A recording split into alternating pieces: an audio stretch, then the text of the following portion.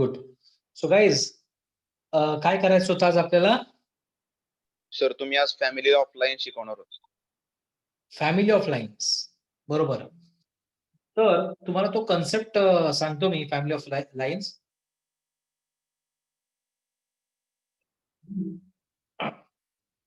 Let's work on that. काय आहे पोरांनो, फॅमिली ऑफ लाईन्स वरती आता या तुमच्या ह्याच्यामधनं कन्सेप्ट ठेवला आहे, पण प्रॉब्लेम सोडवण्याचे काही खूप खास फॅमिली ऑफ लाईन्स बेस्ड नाहीये. ओके, हरकत नाही. आपण बघूया, म्हणजे कन्सेप्ट लक्षात घेऊच या आणि बाकी पण बघूया. ठीक आहे. हे बघा, एक सम करून घेऊ आपण. हा झालाय, हा इक्वेशन साइड मिळून जाईल. ओके, एक इन सेंटर.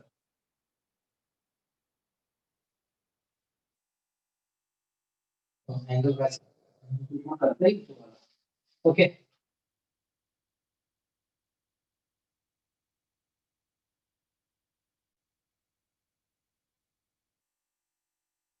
बघा, हा सम आपण एक दोन सम करायचे, तुम्हाला ते सांगतो आणि मग फॅमिली ऑफ लाईन्स सांगतो. ठीक आहे. So let's give D in bracket minus 1 8 e in bracket 4 minus 2 f in bracket minus 5 minus 3 are midpoints of BC, CA, AB of triangle ABC. Find first equation of sides of triangle ABC, and second coordinates of circumcenter.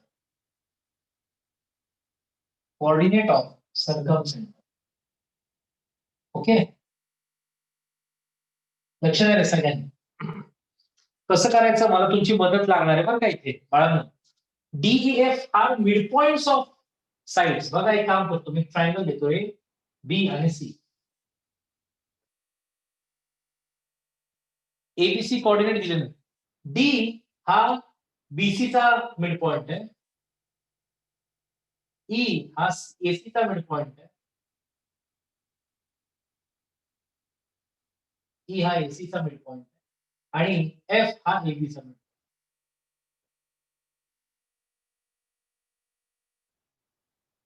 ठीक आहे, mid points तुम्हाला AB, AC आणि AB, AC आणि AB, AC आणि BC यांची equation find करायची. कशी find करणार सांगा मला, थोडं डोकं लावा आणि सांगा मला. तुम्हाला डी चे कोऑर्डिनेट दिले, ई चे कोऑर्डिनेट डी दिलाय -1 8, दिलाय 4 -2 आणि एफ दिलाय okay -5 -. Can you tell me ABC coordinates find करणार का कशी इक्वेशन काढणार, तुम्ही सांगा बरं. How to find. तुम्हाला एबी ची इक्वेशन पाहिजे, बीसी ची पाहिजे, एसी ची पाहिजे. तुम्हाला डी, ई आणि एफ हे तीन दिलेले.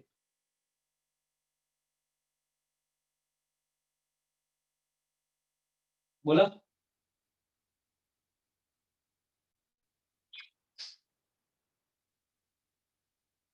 काय करू, एबीसी चे पॉइंटच माहित नाही बाळांनो, कसं करायचं मग.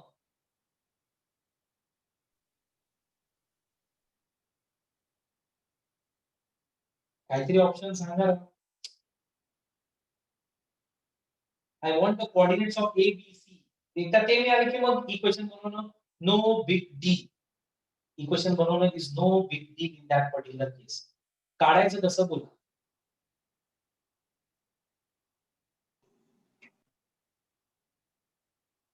हा, no idea. No sir. Okay, ठीक आहे, मग मी सांगतो, लक्ष द्या सगळ्यांनी. आपण समजा ओके हे जोडलं,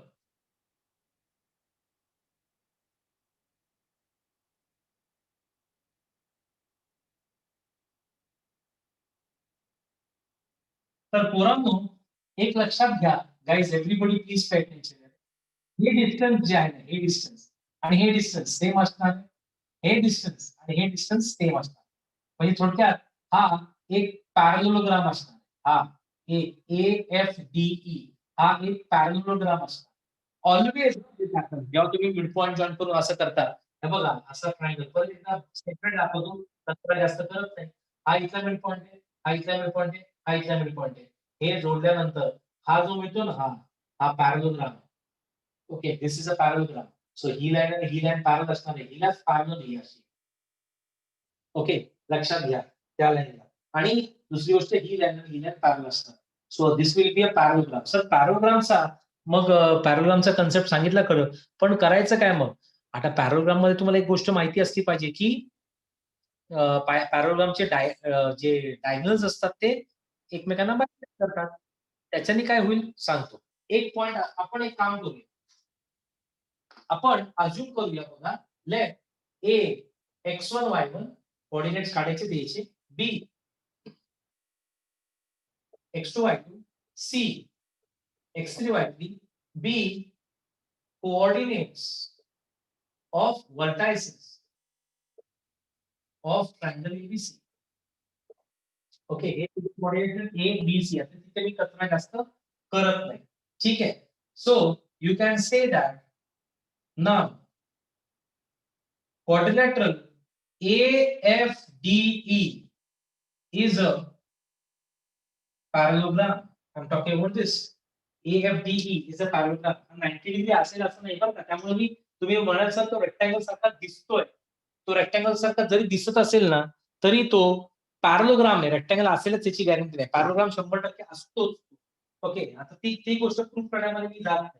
ठीक आहे. So therefore I can say that the midpoints of, बघा त्या डायग्राम मध्ये midpoints of AD and EF are same. म्हणजे एडीचा आणि EF चा मिडपॉइंट सेमच पाहिजे. लक्षात घ्या. म्हणजे याचा आणि याचा मिडपॉइंट आणि याचा आणि याचा मिडपॉइंट सेम पाहिजे. तर याचा आणि याचा मिडपॉइंट मिळाला तुम्हाला, हा आणि हा मिडपॉइंट मिळून जाईल. सांगतो काय. Therefore midpoints of diagonals of parallelogram are same. तर त्याच्याने काय झालं, that is midpoints of AD and EF are same. AD चा मिडपॉइंट आणि EF चा मिडपॉइंट सेमच असणार. पण EF चा मिडपॉइंट काढता येईल. EF चा मिडपॉइंट काढता येईल, तोच AD च्या मिडपॉइंट बरोबर कंपेअर करता येईल. तुम्हाला एक A चे कोऑर्डिनेट मिळून जाईल. सर कसं? देअरफॉर आता बघा, मिडपॉइंट ऑफ EF आणि midpoint of AD. Sir midpoint of EF काय आहे? EF चा मिडपॉइंट x2 अपॉन 2 आणि y1 प्लस y2 अपॉन 2 म्हणजे 4 मायनस 5 अपॉन 2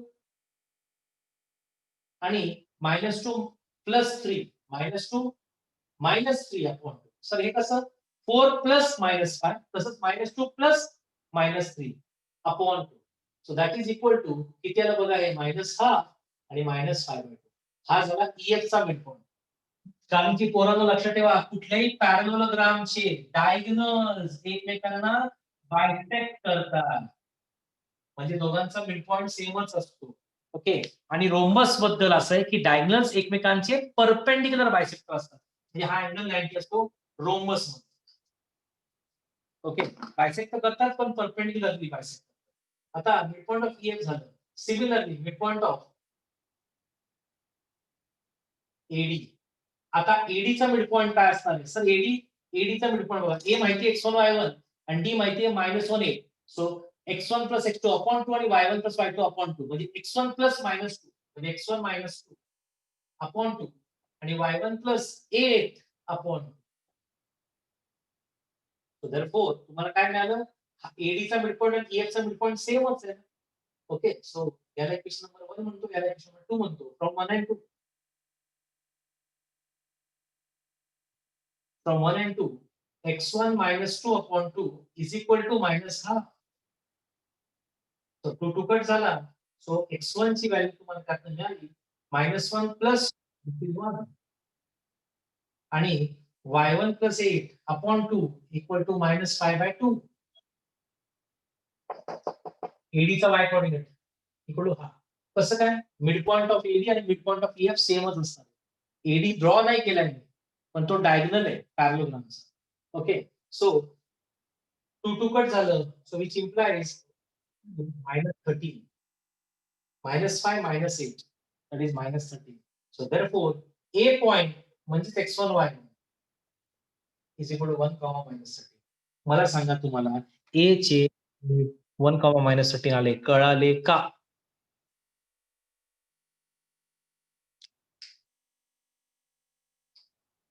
हा पोरांनो, हा बोल राजा. सर मला ते मिड पॉइंट ऑफ एडीचं ते नाही कळलं सर, म्हणजे x1 - 2/2.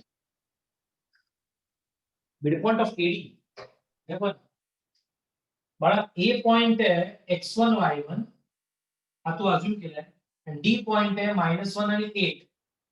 सो आता या दोघांचा मिड पॉइंट काढायचा असेल तर मिड पॉइंट फॉर्म्युला वापरायचा अपूर्व, आणि मिड पॉइंट फॉर्म्युला असतो x this coordinate plus this coordinate upon 2, आणि y कोऑर्डिनेट असतो दिस coordinate plus this coordinate upon 2. आलं लक्षात? येस सर, कळालं सर. सो x1 - 8 अपॉन 2 आणि y1 + 8 अपॉन. समजलं का रे? हो सर, समजलं सर. अरे x1 - 2 नाही, मग x1 - 1 आहे ना तो. x1 - 1 आहे. तो इथे मी -1 केलं पाहिजे. So it will be x1 0 -1 + 1 x1 ची व्हॅल्यू 0 असणार. बरं झालं तू विचारलं, एक चूक आपली सापडली त्यात ना. ओके, आता ते x1 - 2 लिहिलं होतं चुकून मी, x1 - 1 upon 2. Okay, so mid point formula वापरला आणि वी हॅव गॉट दिस. ए चे कोऑर्डिनेट मिळाले फक्त. अरे अजून बी चे कोऑर्डिनेट काढायचे, सी चे कोऑर्डिनेट काढायचे. मग काय करायचं सर? एबी ची इक्वेशन 2 पॉइंट फॉर्म, बीसी ची इक्वेशन 2 पॉइंट फॉर्म, एसी ची इक्वेशन 2 पॉइंट फॉर्म. तेवढं संपलं नाही, फक्त फर्स्ट पार्ट झाला. आता सिमिलरली मला सांगा, बी चे कोऑर्डिनेट काढण्यासाठी तुम्ही कुठला पॅरलोग्राम घ्याल? हे बघा, आता तुम्हाला हा पॅरलोग्राम घेता येतील बघा. हा हा हा आणि हा पॅरलोग्राम असतो बरं का तो पण. ठीक आहे, सो तिथे सुद्धा त्याचे डायगोनल्स म्हणजे डीएफ चा मिड पॉइंट आणि बी चा मिड पॉइंट सेम, त्याच्यावर तुमचं काम होऊन जाईल. सो 3 पॅरलोग्रामनी तुम्हाला करायला लागेल. So in similarly parallelogram B D E F. Okay, diagonal म्हणजे you can say mid point of BE equal to mid point of DF. So mid point of B काय sir? Mid point of B चे coordinates काय sir? x2 y2. So this coordinate plus this coordinate upon 2 म्हणजे x2 + 4 upon 2 comma y2 - 2 upon 2 is equal to mid point of df. df चे mid point -1 plus -5 upon 2 8 -3 upon. Therefore x2 + 4 upon 2, comma y2 - 2 upon 2 is equal to -3, comma 5/2. -3, comma 5/2. Therefore x2 4 upon 2 equal to -3.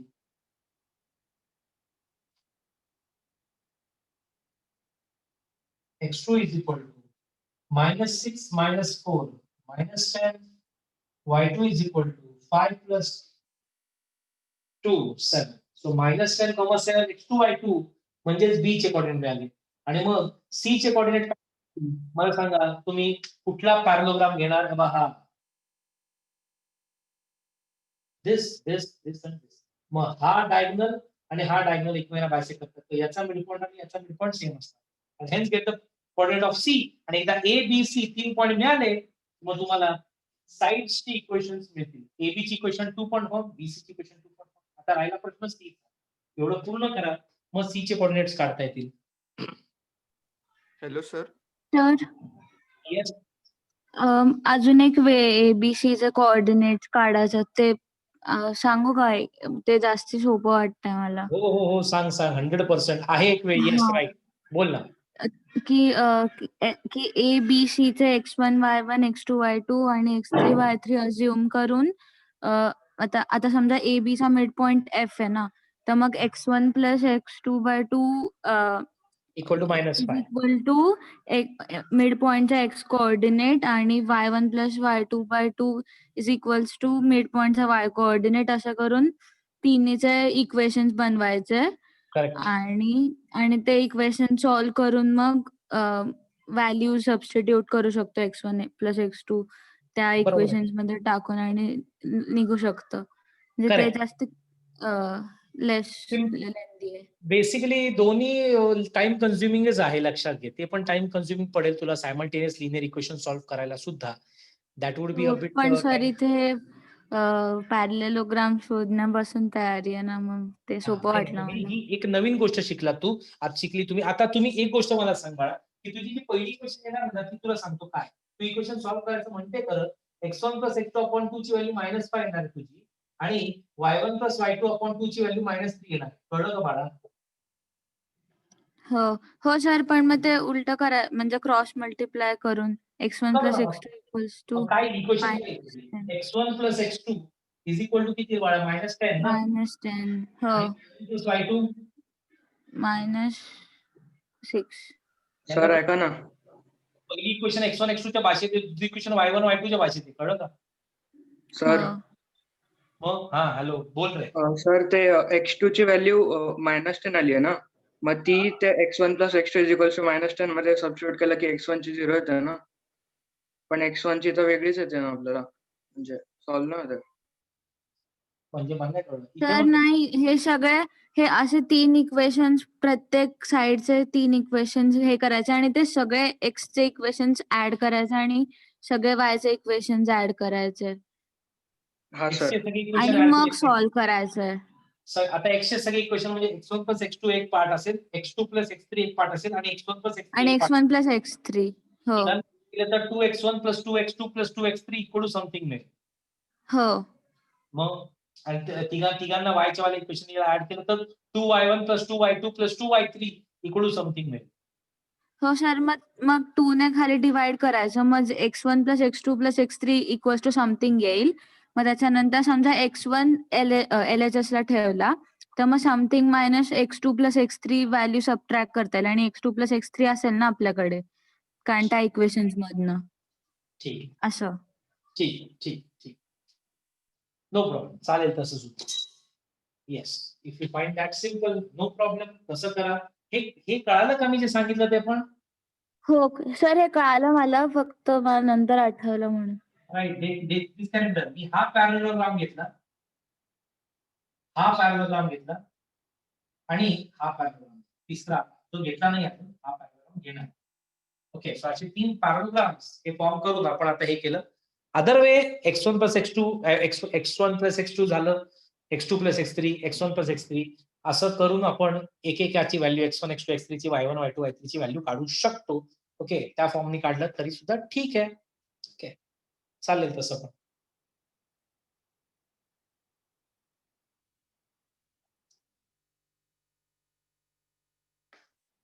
ज्यांना कळालं नसेल त्यांच्यासाठी सांगतो. ती काय म्हणाली, x1 x2 x1 y1 x2 y2 x3 y3 असं असतं. मिड पॉइंट फॉर्म्युला 3 वेळा वापर. तर जसं इथे 2 इक्वेशन लिहिल्या होत्या तसे आपल्याला टोटल 6 इक्वेशन दिले. x1 plus x2 equal to -5 into 2 मग y1 plus y2 equal to -3 into 2. तसंच x1 plus x3 y1 plus y3 च्या भाषेत आणि x2 प्लस x3 आणि y2 प्लस y3 च्या भाषेत. मग तिन्ही x1 इक्वेशन ऍड केलं तर 2x1 plus 2x2 plus 2x3 equal to something 2 नी डिवाइड करून टाकलं. x1 इक्वल टू समजा समथिंग आलं, समजा 10, तो x1 plus x2 plus x3 equal to 10 assume करा. So x1 equal to 10 minus x2 plus x3 ब्रॅकेटमध्ये, आणि x2 प्लस x3 ची व्हॅल्यू ऑलरेडी आपली मिड पॉइंट फॉर्म्युलाने माहिती असेल, ती टाकली, x1 ची व्हॅल्यू मिळेल. तशीच y1 तशीच x2 y2 x3 y3 ची मिळू शकते. चालेल. सर ते 2 ने कुठे डिवाइड करायचं मग?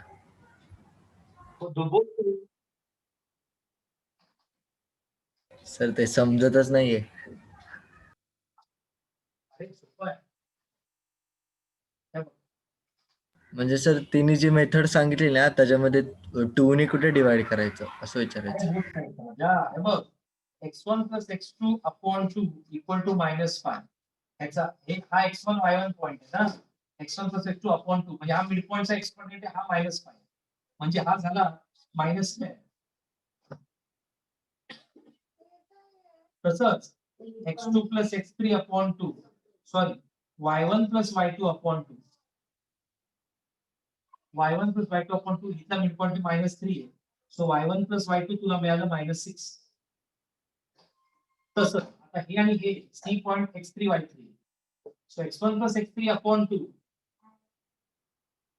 Equal to 4. सो हा 8 झाला डायरेक्टली x1 प्लस x3 8 झाला. हा सर समजलं, म्हणजे असे 6 इक्वेशन्स काढायचे.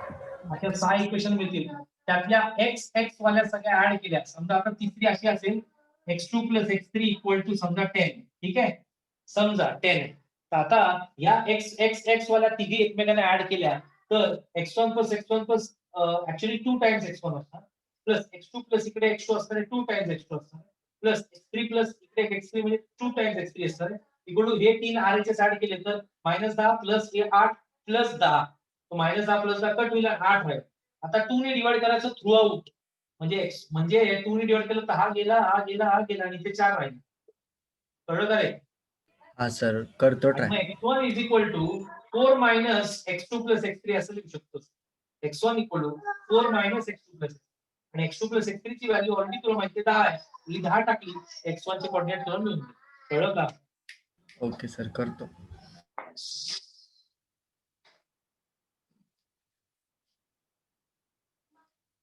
सो ए बी सी हे 3 कोऑर्डिनेट्स आपल्याला काढायचे. So you have multiple ways to do that. Okay, so हे डिफिकल्ट वाटत असेल तर सेकंड वेनी काढा.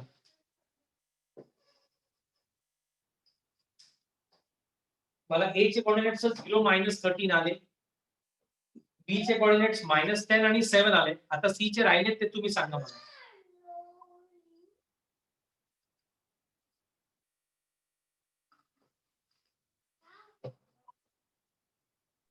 8,9. सी चे कोऑर्डिनेट काय म्हणाला? 8,9. 8,9 इज करेक्ट. तो सी चे कोऑर्डिनेट 8,9 आले. आता एबीसी मिळाले, इक्वेशन्स काढा. चला ए मिळालाय बघा, मी ए लिहितो इथे. तो तर आपण काढला होता 0, -13. बी मिळाला तो आहे -10,7 आणि सी मिळाला तो आहे 8,9. सी कसा मिळेल बघा, mid point of F C is equal to mid point of D. D चा मिड पॉइंट माहिती आहे कुठला आहे, एफ सी चा मिड पॉइंट शी कंपेअर करा. You will get the result.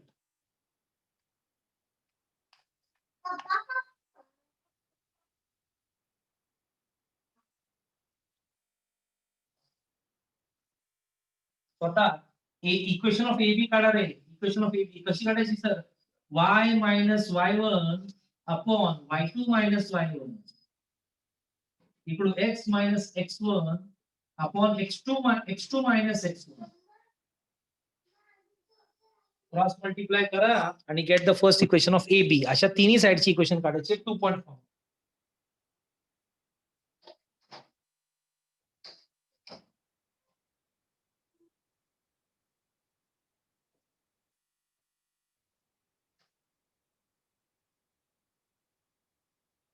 So पहिली इक्वेशन ए बी ची क्रॉस मल्टिप्लाय वगैरे करून आली असली पाहिजे. काय इक्वेशन ऑफ ए बी बोला, जी लिहिली समोर तीच आहे का? 2x plus y plus 13 equal to 0. बरोबर आहे. ठीक आहे. हा y plus 13 upon 20 is equal to x upon -10. So हा -10 2 जा. सो हा -x असणार आहे की नाही. सो मायनस इथे मल्टिप्लाय केलं तर -y minus 13 equal to 2x. So 2x plus y plus 13 is the perfect result of the line AB equation. आता AB ची मिळाली की AC ची काढा आणि DC ची काढा. A B C तिन्ही पॉइंट माहिती आहेत. तिसरा पॉइंट काढला असेल तुम्ही होपफुली 8 9.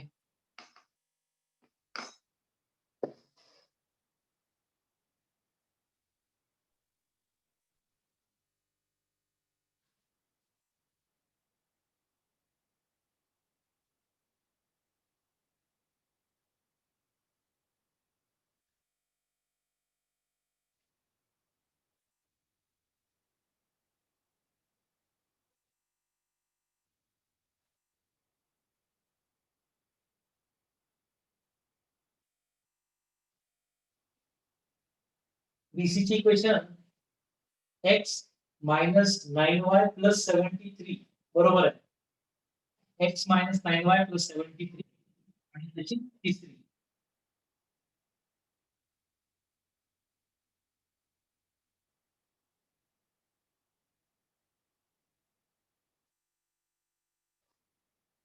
सरकम सेंटरचा part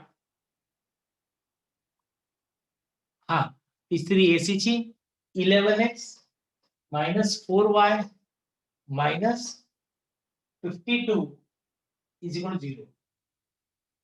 11x minus 4y minus 52 equal to 0.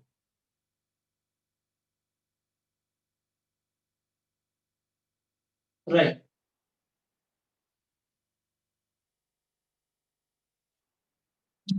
झालं मग. आता एक काम करा, हे होमवर्कला करा रे. Coordinate of circumcentre. पहिलं मला एक सांगा, सरकम सेंटर म्हणजे कुठला? सरकम सेंटर म्हणजे कुणाचा point of intersection? Perpendicular बायसेक्टरचा.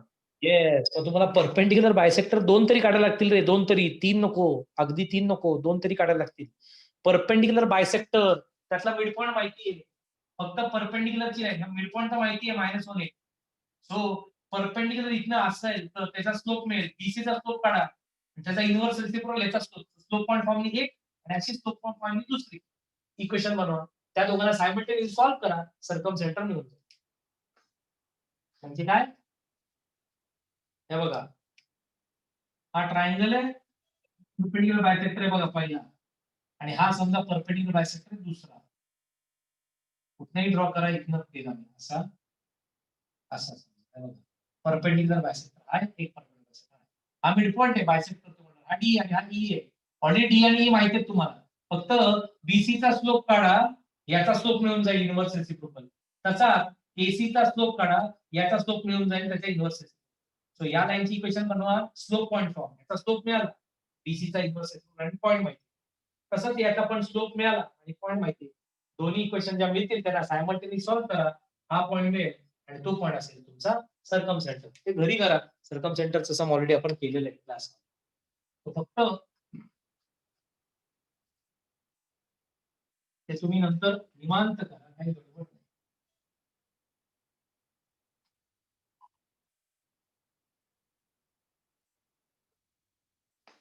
Guys मला असं वाटतं मी इन सेंटर बद्दल सांगितलं होतं का रे काल? अँगल बायसेक्टर आय थिंक ते पण सांगितलं, पण एकच्या ऐवजी 3 विचारले. हे बघा, हा अँगल बायसेक्टर आहे.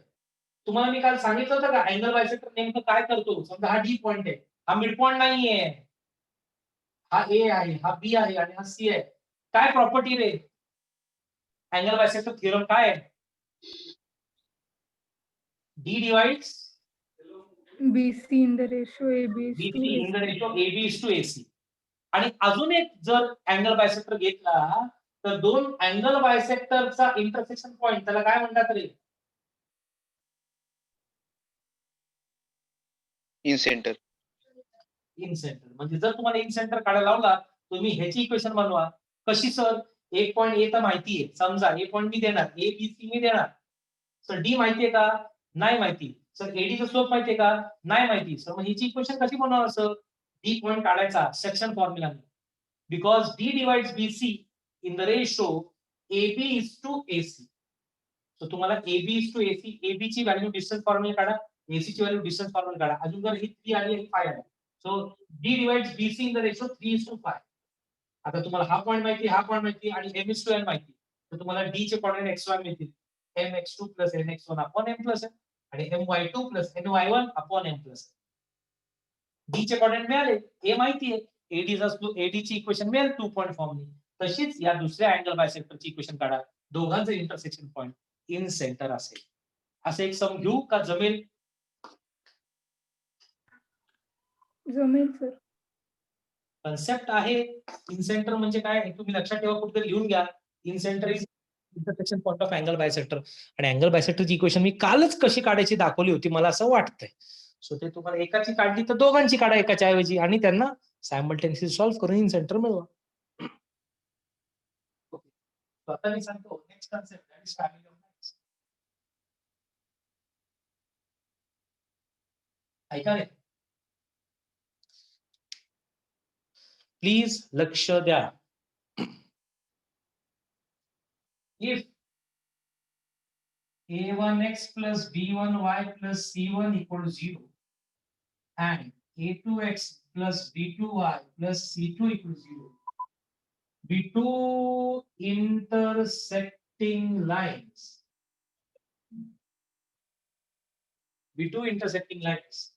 then the equation of family of lines, याला एक काम करतो मी, याला एक नाव देतो, याला u म्हणलं मी, या LHS ला u म्हणलं, म्हणजे u equal to 0 पण म्हणते आणि v equal to 0 पण म्हणते. Then the equation of the family of lines, okay, is the lines passing through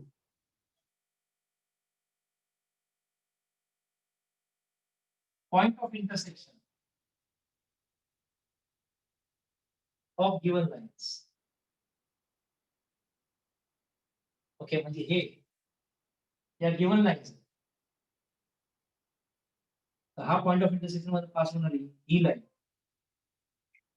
he line, he line, he line, he line, he line, अशा infinite line असतात dotted, ही सगळी family या intersection point मध्ये pass होणार, passing through the point of intersection of given lines, okay, of the given lines is of the form a1x plus b1y plus c1 plus lambda into a2x plus b2y plus c2 equal to 0, or u plus lambda v is equal to 0.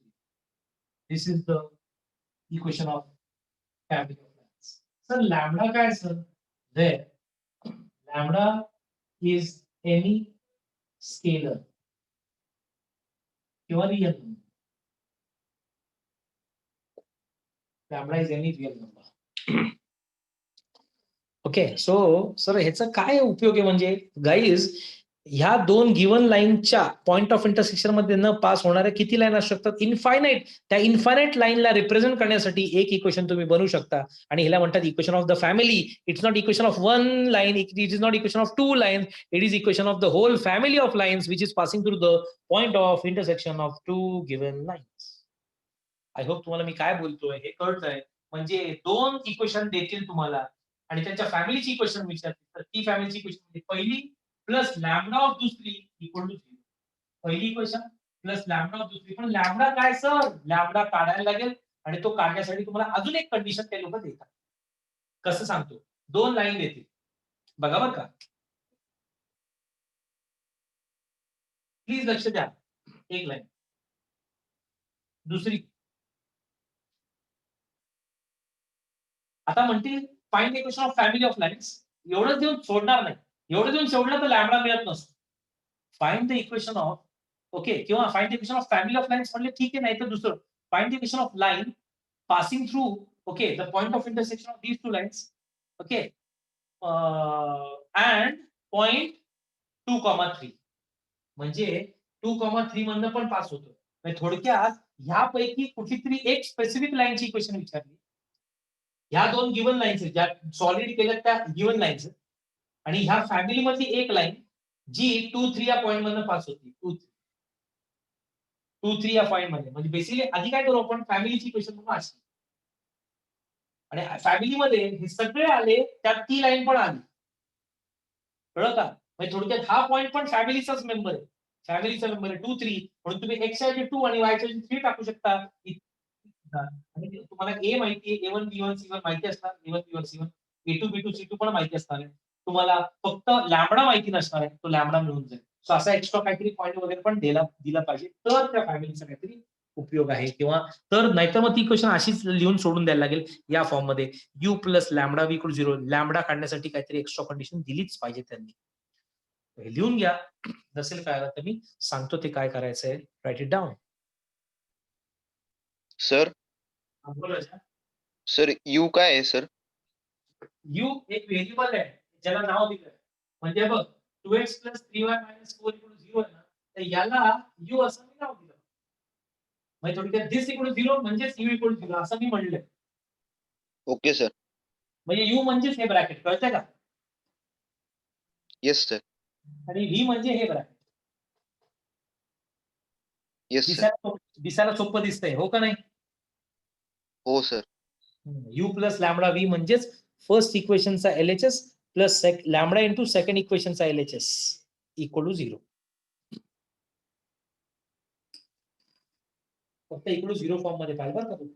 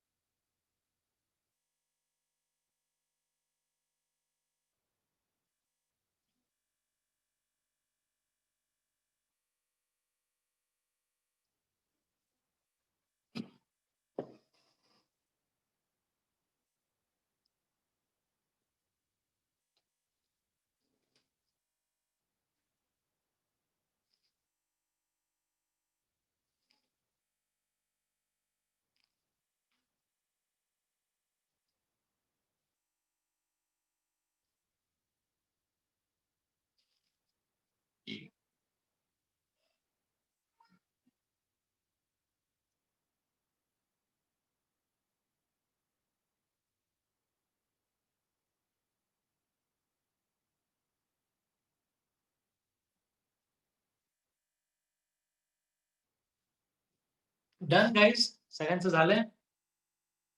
Sir 2 minute. Okay.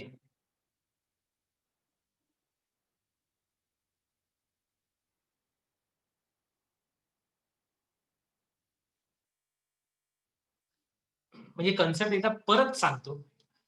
2 given लाईनच्या, मला सांगा 2 given lines आणि 2 given म्हणजे intersecting lines. 2 जर intersecting lines असतील, मला सांगा याच्या पॉइंट ऑफ इंटरसेक्शन मधनं किती लाईन पास होऊ शकतात? इनफायनाइट. येस, याच्या पॉइंट ऑफ इंटरसेक्शन मध्ये इन्फायनाइट लाईन पास होऊ शकतात. तर इन्फायनाइट लाईन्स ला रिप्रेझेंट करणारी एक इक्वेशन आहे. त्या इन्फायनाइट लाईनला रिप्रेझेंट करणारी एक इक्वेशन आहे ज्याच्यात लॅम्बडा हा वेगळा वेगळा असू शकतो, कारण की याच्यात ही लाईन वेगळी आहे फॅमिलीमध्ये, ही वेगळी, ही वेगळी, ही वेगळी. या प्रत्येक लाईन साठी लॅम्बडा वेगळा वेगळा असणार.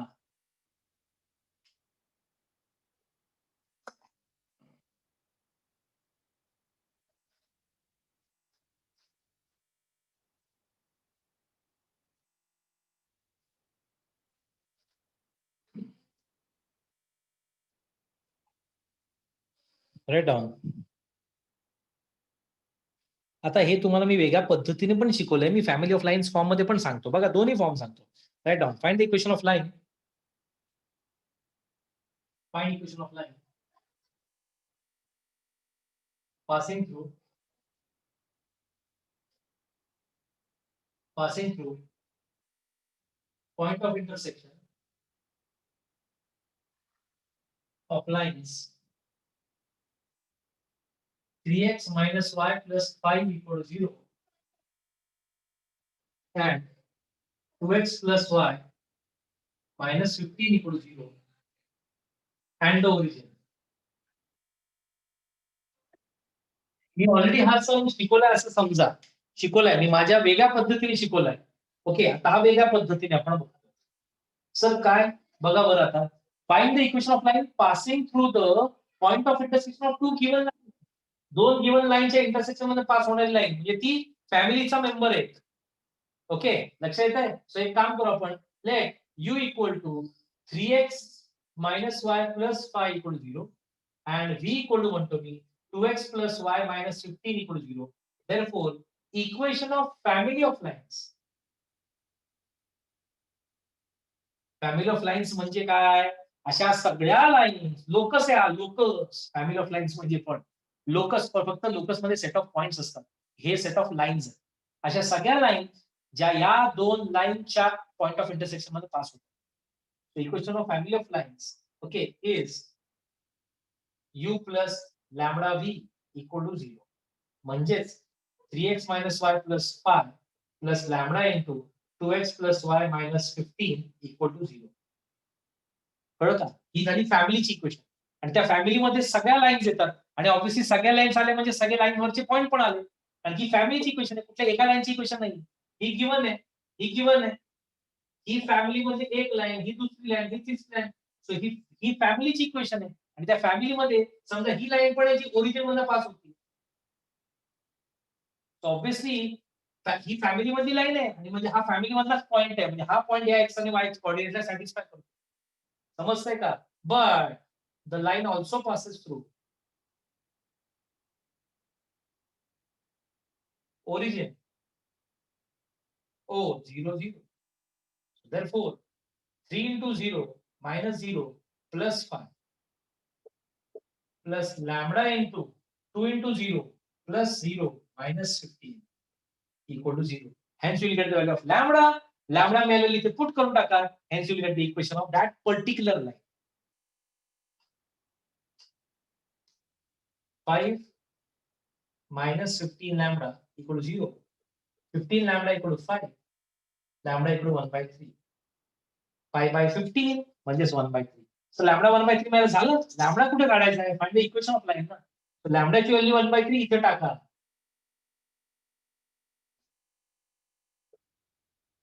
लॅम्बडाची व्हॅल्यू 1 by 3 इथे टाका. Okay, so therefore equation of put lambda equal to 3. 1 by 3 in equation 1.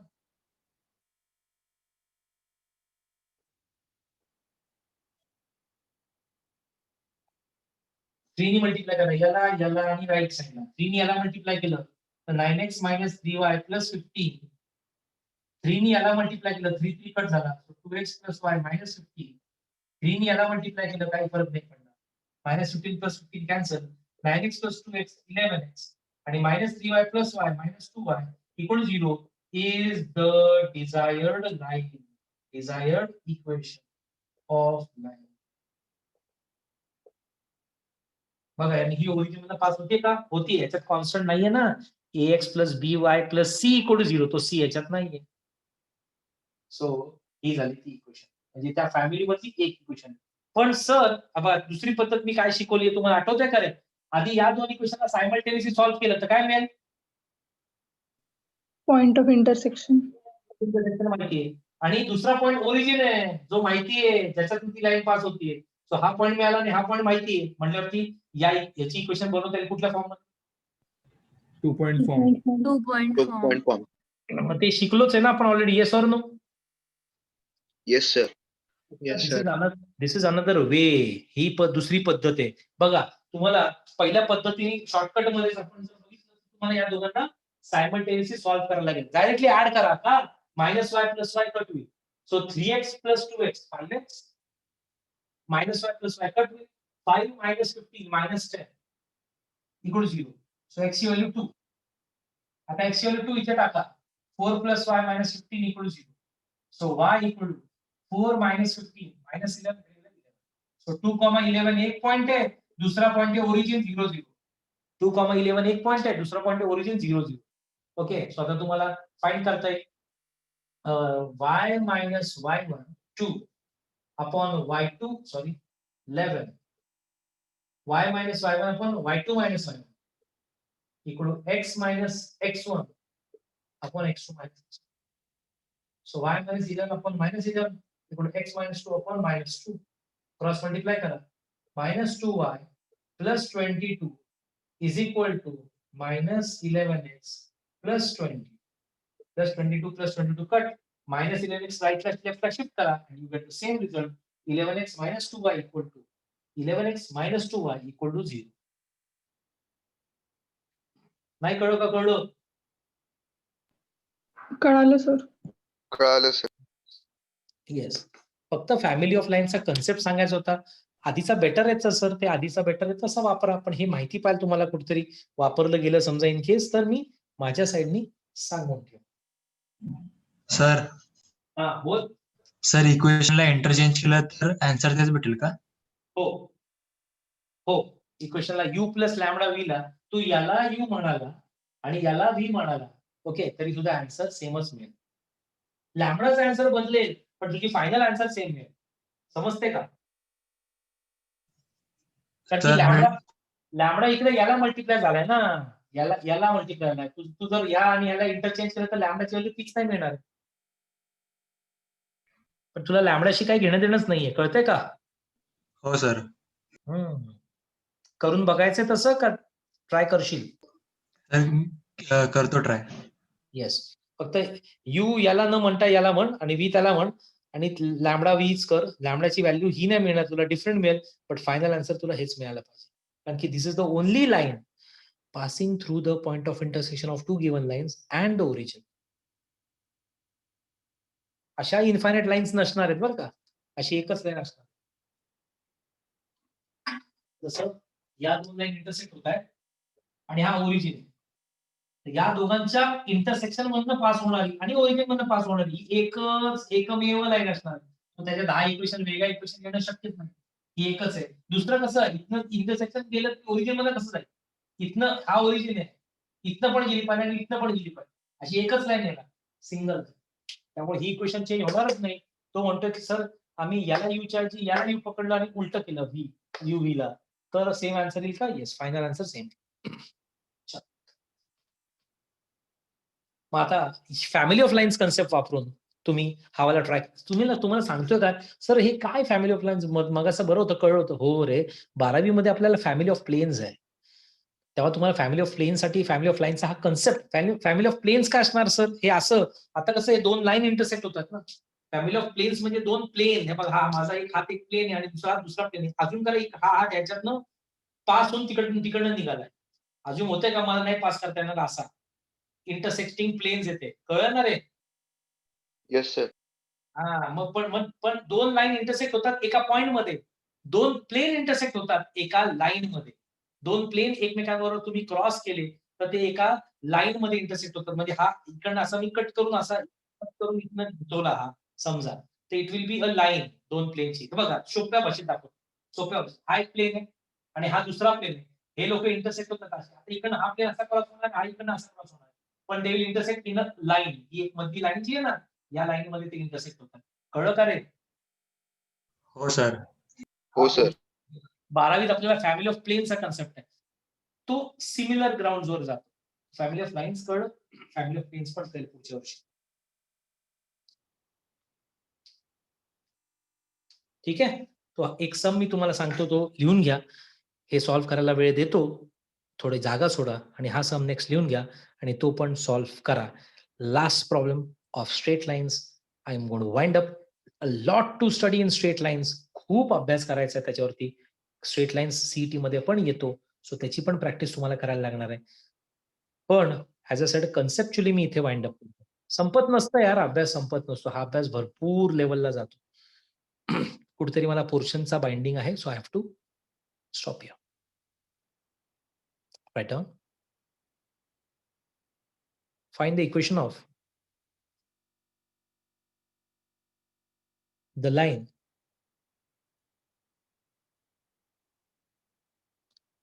passing through intersection of lines. Find the equation of line passing through intersection of lines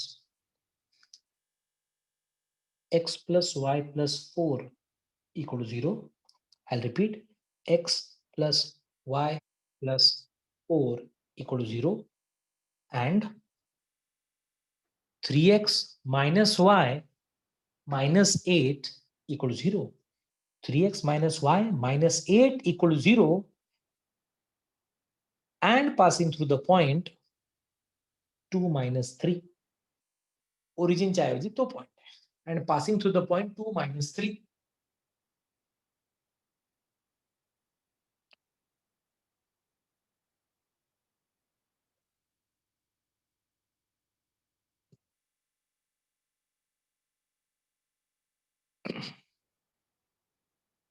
ठीक आहे.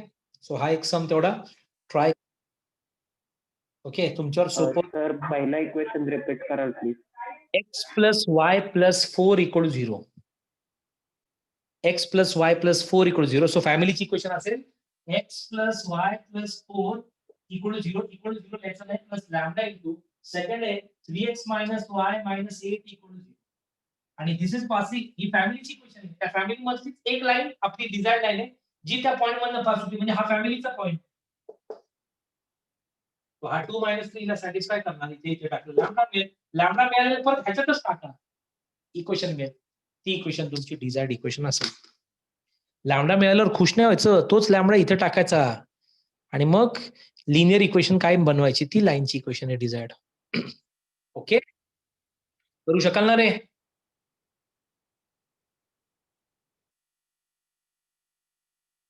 Yes guys करू शकाल? हो sir. Okay थोडं attempt करा. Next lecture new chapter. Bye bye from my side for today.